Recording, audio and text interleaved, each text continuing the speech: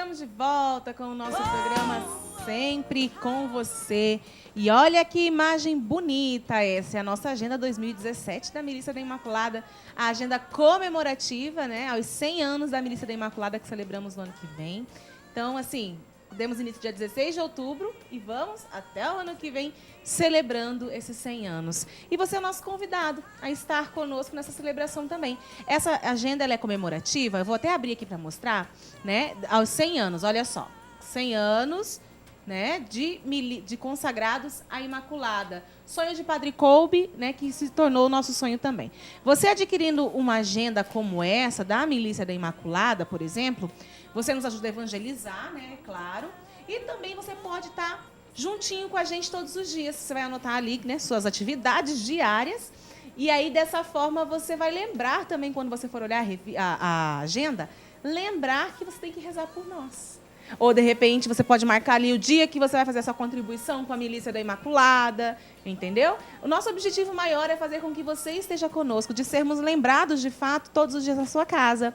E, claro, você ter uma lembrança desses 100 anos de Milícia da Imaculada no mundo. Quer ter mais informações? É só ligar para nós, no 3349-1015 ou então no 3384-3503, lá na Rádio Imaculada Conceição. Eu falei ontem, gente, é verdade, está acabando já a agenda. Então, se você perder, a agenda perdeu, acabou. Tá? O número de agendas é limitado e a gente, claro, quer partilhar essa agenda com você. Então, ligue para nós, 3349-1015 ou então 3384-3503. E hoje, aqui no Sempre com Você, nós estamos falando sobre tributos. E recebemos com muito carinho o doutor Evaldo Mesquita, ele que é advogado tributarista e está vindo pela primeira vez hoje aqui no nosso programa. Espero que seja a primeira de muitas, viu, doutor? Sim, é um prazer. Nós queremos sempre recebê-lo aqui. Nós estamos falando de tributo, né? A gente tem ligado a televisão agora, né? E a gente está esclarecendo um pouco o que são esses tributos. Sabe aquela coisa que você coloca a mão na cabeça e fala, gente, mais imposto, tanto imposto. E falar nisso, né, tem muitos impostos que a gente vê que muitos, na maioria, eles estão embutidos nos produtos. Sim. Eu estou falando da agenda, né? E aí me veio justamente isso, porque no país a gente tem muito imposto no Brasil, né? E aí a pessoa fala assim, mas uma agenda, que valor alto.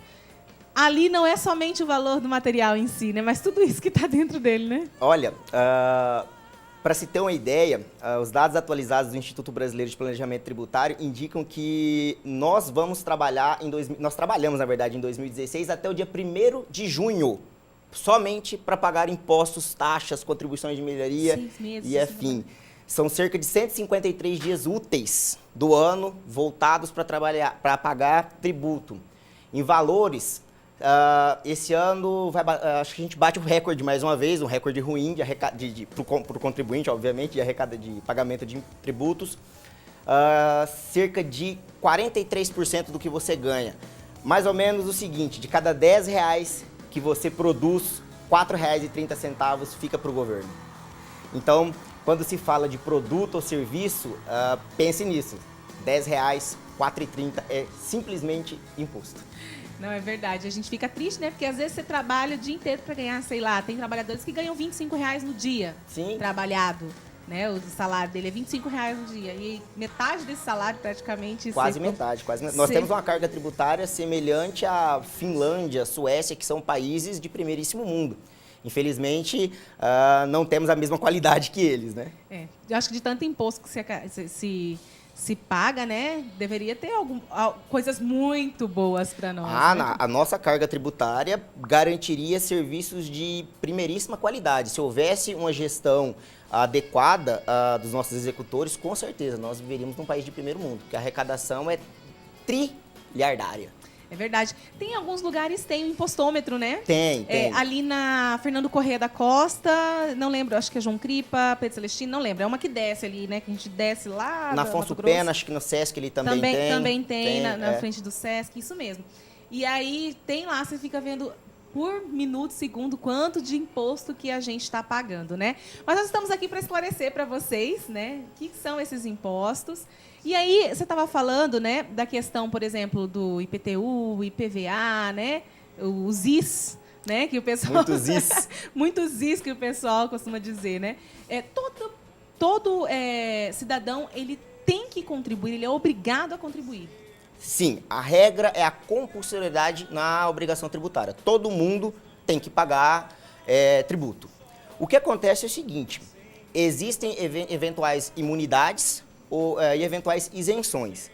Por exemplo, já que você tinha falado da agenda, o papel dos livros é imune. Existe esse incentivo para que se escreva livro, que se produza. Então, a venda do livro efetivamente vai pagar imposto, a circulação do produto vai pagar imposto, mas o papel é imune. Templos religiosos são imunes. E existem algumas isenções que o governo cria para casos específicos. Por exemplo, portadores de HIV são isentos de imposto de renda. Portadores de cardiopatia, câncer são isentos de imposto de renda. Quem possui alguma deficiência é isento de pagamento de IPI na compra de um automóvel. Então, a regra é todos são obrigados a pagar tributo. Existem algumas exceções de acordo com cada caso. Bacana. A gente tem um Código Tributário Nacional, é isso? Nós temos um Código Tributário Nacional de 1966. Eita. Antes da Constituição? Antes da Constituição. Como assim? Toda vez que a gente fala de tributo, seja para criar um tributo ou para que deixe de criar esse tributo, a gente precisa de uma lei complementar, que é uma lei que demanda maioria qualificada, justamente porque mexe no bolso da administração pública e mexe no bolso do povo. O nosso código, o nosso código tributário, ele é uma lei ordinária, mas como ele é de antes da Constituição e quem criou essa regra de lei complementar foi a Constituição, que é de 88, ele foi recepcionado com status de lei complementar. A Constituição estabeleceu as regras de competência e os princípios do direito tributário. Lá diz o que a União pode fazer, o que o município, o que os estados. Mas quem regulamenta, quem define o que é tributo, o que é contribuição de melhoria, quem tem que pagar, quem não tem, Código Tributário, que foi recepcionado pela nossa Constituição. E é engraçado, né? Porque, assim, de lá para cá, muita coisa mudou, né? Na sociedade Bastante. E tudo mais. E o código... Ele sofre alteração também? Sofre. Como praticamente todas as leis do Brasil, à medida que a sociedade vai evoluindo, os códigos vão se amoldando, né? Além desses casos que você, por exemplo, citou pra gente aí, né? De que são isentos de pagar os impostos, né? Nós, né, cidadãos comuns, nós não temos nenhum imposto, então, que a gente fala não precisa pagar, né? Não. A regra é pagar. A regra é pagar, né? A gente conversava, eu acho que é uma coisa bastante interessante da gente falar, sobre a atuação, né, do advogado tributarista. Porque muitas vezes a pessoa deve estar pensando em casa assim, até eu, né, como leiga, pensaria, se eu estivesse assistindo. Mas então, se meu IPTU veio alto, eu vou procurar um advogado tributarista. Mas eu não procuraria um do consumidor, sabe? Então, eu queria que você explicasse essa diferença pra gente também a área de atuação, né, de vocês, até para quem está em casa poder entender. Sim.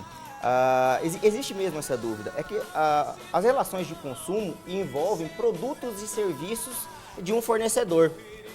O tributo, ele é uma atividade compulsória do Estado, então toda vez que a gente fala de tributo, não envolve relação de consumo. Se você está com um problema no seu IPTU, se você pagou 2 vezes ou entende que o valor está errado, procure um advogado especialista em direito tributário para que ou você entre com ação de repetição de indébito, caso você tenha pago ele de maneira equivocada, pagou 2 vezes, por exemplo, ou se você entende que está cobrando a mais para que seja feita a revisão, ou eventualmente, se você acha que não deve o IPTU, entrar com a declaratória de inexistência de débito, mas quem vai poder te orientar, com certeza, é o advogado tributarista. E a questão das taxas, por exemplo, você falou aí taxa de asfalto, taxa de iluminação pública, taxa disso. Muitas vezes se cobra, por exemplo, uma taxa de asfalto no lugar onde não tem asfalto. Nesse caso, procure um advogado tributarista.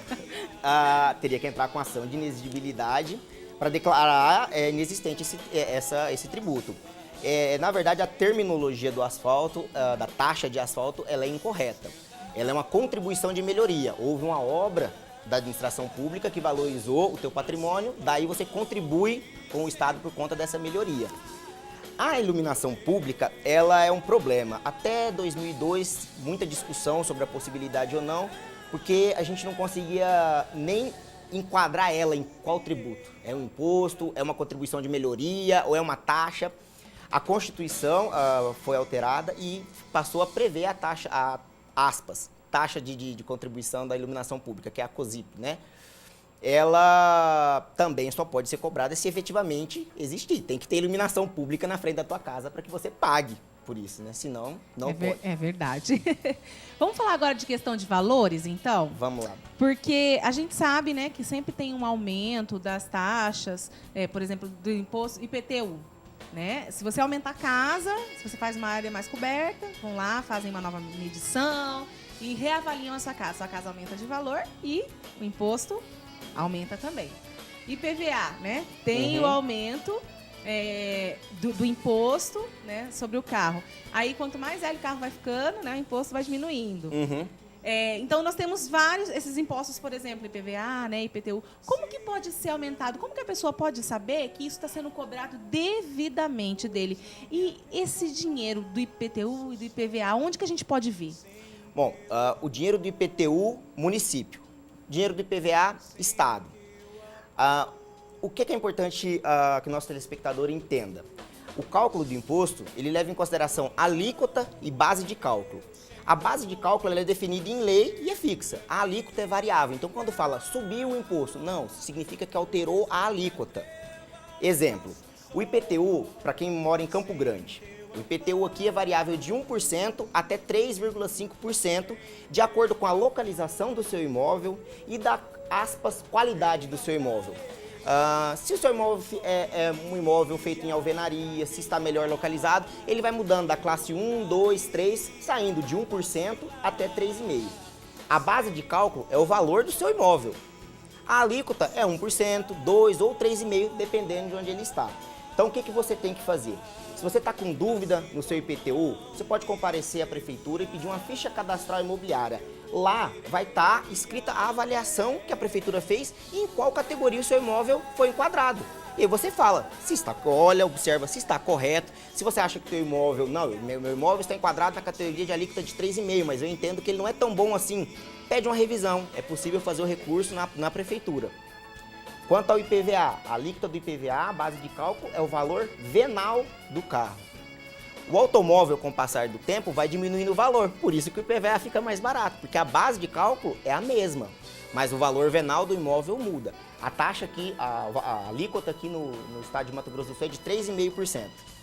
Mesma coisa, se você entende que o imposto chegou, não, está muito caro, veja quanto vale o teu carro, qual é o valor venal, 3,5%. E aí, se você não concordar, procure um advogado tributarista e recorra. E quando há, por exemplo, do ano passado para cá, a gente teve um aumento considerável na questão do IPVA. Né? Muita gente levou um susto. No ano anterior, pagou um valor, né? E para ajustar, de repente, as contas do Estado, né? Foi feito um aumento. E as pessoas falaram assim, mas como se no ano passado eu paguei tanto e esse ano eu paguei mais? Né? Isso, nesse caso, não teria como recorrer. Porque foi feito esse aumento, né? A questão do prazo para a modificação do tributo ele é previsto na Constituição, que traz os princípios para o direito tributário. Um desses princípios é o princípio da anterioridade. Eu não posso pegar o contribuinte de surpresa, eu não posso chegar essa semana, eu como gestor público, e falar, a partir de semana que vem o IPTU vai ter a alíquota de 10%. Porque eu estaria pegando ele de surpresa e eu não sei se ele teria condições de pagar. A Constituição diz que você tem que respeitar duas regras, a anterioridade nonagesimal e anual. O que é isso? O tributo tem que ser de um ano para o outro. Se eu vou alterar o tributo para cobrar em 2016, a alteração tem que ser feita em 2015. Só que eu não posso fazer em dezembro, por exemplo, para cobrar em janeiro. Eu tenho que respeitar 90 dias para evitar essa surpresa. Aqui no estado, as duas principais modificações que nós tivemos de alíquota para mais do ano passado, que todo mundo deve ter reclamado, o IPVA, que subiu bastante, e o ITCD, a transmissão de causa-mortes e doação, também subiu bastante. Todos eles, as alterações ocorreram finalzinho de outubro, então foram respeitados os 90 dias e foi respeitada a anterioridade anual.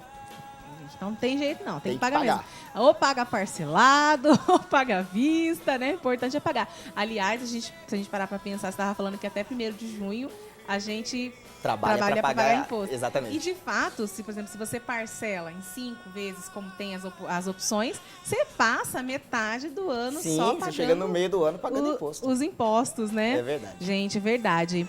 Agora, qual que é a diferença dos impostos pagos pela empresa e pela pessoa física? Na verdade, não existe uma diferença entre os impostos. O que existe é quais impostos cada contribuinte vai pagar. O contribuinte pessoa jurídica, que é a empresa, paga alguns determinados impostos. O contribuinte pessoa física paga outros impostos. O que é importante para quem está assistindo a gente? Se você efetivamente for produzir alguma coisa, for produzir renda, avalie com o seu contador e com o seu advogado de confiança na área de direito tributário para ver se lhe convém atuar como pessoa física, em que incidirão alguns impostos e tributos, ou se lhe convém atuar como pessoa jurídica, em que incidirão outros impostos. Não tem muito jeito de prever. O que você faz é o planejamento tributário. E dentro disso, você, na medida do possível, economiza. A carga tributária é muito grande e se planejar com antecedência é a única saída que a gente tem para resolver esse problema. E quando se fala de sonegação de impostos? Infelizmente, aqui no Brasil, a sonegação é muito alta e a gente acaba vivendo uma bola de neve. Todo mundo tem que pagar tributo. Não tem como o Estado se manter, Estado, União, município se manterem se não houver a contribuição através dos tributos. O que acontece é que a população acaba por desanimar. A gente está acompanhando aí essa questão do Lava Jato, a quantidade de dinheiro que é desviado. Então é muito comum você ouvir, se pelo menos o que eu pago fosse realmente investido, eu pagaria sem reclamar. O que eu, como advogado e cidadão também aconselho. Nós acabamos de passar pela eleição, vamos ter agora, no fim de semana, a eleição do Poder Executivo, que é quem executa e quem efetua a gestão dos impostos arrecadados. Cobre do seu gestor, não deixe de pagar o seu tributo. Ao contrário, cobre que ele seja realmente investido, para que você tenha asfalto de qualidade, escola de qualidade, postos de saúde, hospitais de qualidade. Sempre o Estado vai arrecadar, sempre o Estado vai cobrar. E aí a gente tem que cobrar deles. É importante a gente falar sobre isso, porque a gente reclama muito, por exemplo, do desvio de dinheiro, mas a gente sabe que tem pessoas que não pagam seus impostos devidamente. Sim, né? cria uma bola de neve, porque se um não paga, vai faltar. Alguém vai ter que pagar. Vai ter que sair do bolso de alguém, Exatamente. né? E geralmente sai do nosso. Exatamente. Nós que somos, né, mais classe média, o pessoal, é o povo que paga. Aí a gente, desde a época de faculdade, quando a gente começa a estudar direito tributário, logo a gente começa a entender o seguinte: o Brasil é um país considerado injusto na cobrança de tributos, porque ele taxa e cobra e tributa muito os serviços, quando na verdade os países de primeiro mundo tributam a renda.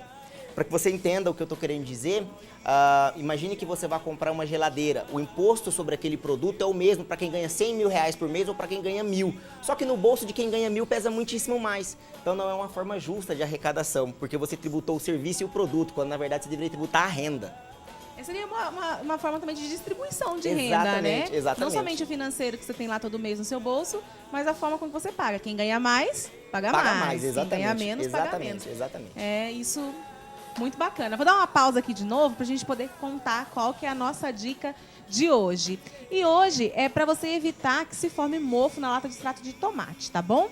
Sabe aquela lata de tomate que você guarda na geladeira? A gente tem mania, abre a lata, sobrou, fecha e guarda. Então, para evitar que se forme esse mofo na lata, né, você pode guardar o que sobrar na geladeira, né, em vasilha de louça ou vidro, tendo cuidado de cobrir com um pouco de azeite ou óleo. Essa é a nossa dica de hoje para não criar mofo lá, né, no extrato de tomate. Bom tirar também daquela lata, colocar numa vasilhinha de vidro e colocar um pouquinho de azeite. Bacana, né? Se testar, já falei, conta pra gente poder saber, tá bom? E nós estamos falando aqui sobre tributos, já está quase na hora de terminarmos, né, a nossa entrevista. Você viu como passa rápido? Sim, bastante. Às vezes a gente chama, né, as pessoas para virem na entrevista. Nossa, mas meia hora de entrevista. Eu falei, vai passar que você não vai nem perceber. O assunto é muito vasto. É verdade. Vamos falar então assim, já que você estava falando da questão do Brasil, né? Por que o Brasil cobra tanto imposto? Às vezes a gente pega, por exemplo, o mesmo produto que a gente compra, por exemplo, no Paraguai, né? Você paga, às vezes, metade do valor, porque lá não tem tantos impostos, né? Apesar de que quando você vai trazer, você tem que passar na Receita Federal, você tem que pagar um valor em cima daquilo, né? Pelo imposto de importação. Exatamente. Então, eu queria saber, assim, por que é que, né, no Brasil se cobra tantos impostos? Eu acho que essa é uma pergunta de todo mundo, né? Olha, Na minha opinião, a primeira razão disso é a ineficiência de gestão. Infelizmente, os nossos gestores até hoje não conseguem gerir o dinheiro que o Brasil arrecada. E a forma mais fácil que eles encontram de repor o prejuízo que eles mesmos criaram é criar novos impostos. Nós tivemos o exemplo recente. A economia brasileira passa ainda por uma dificuldade. Ao invés de cortar gastos ou de melhorar a gestão, vamos instituir novamente a CPMF, porque eu preciso desse dinheiro para pagar. Então, a incapacidade de gestão que a gente vive influencia muito. Existe também uma questão de proteção de mercado. Vou pegar o seu exemplo de visitinha no Paraguai para comprar alguma coisa. Alguns impostos são instituídos para proteger o mercado. Então, o imposto de importação é claramente um imposto protetivo. Eu estou dizendo o seguinte, eu prefiro que você compre o nacional. Eu prefiro que você vá à empresa de Mato Grosso do Sul, de Campo Grande. Que movimenta, né? Exatamente. Então, caso você opte por ir ao Paraguai, tudo bem, você pode. Mas nesse caso eu vou te cobrar imposto porque eu não quero que você faça isso. Essa é uma das razões. É verdade. E o imposto de renda? Que a gente paga, né? Tem gente que é isento, tem gente que não é. Como é que é? Olha, o imposto de renda, ele é dividido em 4 faixas. Para a pessoa física, a pessoa jurídica, ele tem uma alíquota fixa de 15%. Ele vai apenas trabalhar a metodologia de declaração. A pessoa jurídica pode declarar de várias formas. Pode declarar uma vez por ano, pode declarar trimestral, pode declarar antecipadamente. A pessoa física, não. A pessoa física, se ela oferir renda acima de R$ 1.900, ela já começa a ter que recolher imposto de renda. E aí você vai ter alíquotas de 7,5%, alíquotas de 15%, 22,5% e 27,5% para quem ganha acima de R$ 4.900. O imposto ele vai ser recolhido sempre no ano relativo ao exercício anterior. Então, em 2016, você vai chegar para o seu contador, entregar todos os seus recibos, declarar toda a sua renda. Ele vai calcular de tudo que você produziu no exercício 2015. O exercício de 2016, você vai declarar em 2017. Daí a importância daquilo que a gente estava falando sobre o planejamento tributário. Eu tenho o ano inteiro para me organizar, só que normalmente eu só descubro isso quando chega 2017 e eu tenho que declarar. Aí eu vejo que ficou muito caro. Verdade. E aí é legal guardar tudo que você fez, as notas e tudo mais, tem uma pastinha para aquilo. Principalmente o profissional liberal que vai recolher imposto de renda pessoa física. É importantíssimo que tudo aquilo que ele gaste, que esteja relacionado com a sua atividade, ele guarde. Por quê?